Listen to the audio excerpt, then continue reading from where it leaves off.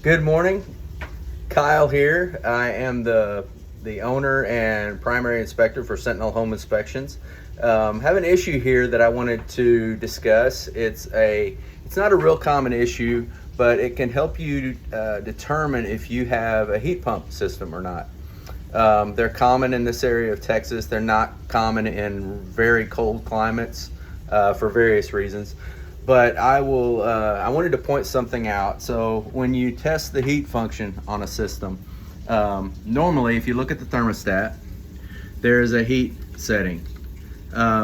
When I set it on the heat setting, it did not reach the desired temperature to satisfy standards. So I'm testing the emergency heat function. Only heat pump systems will have an emergency heat setting. And so I'm testing that right now to find out if it falls within standards. Anyway, I just wanted to point that out.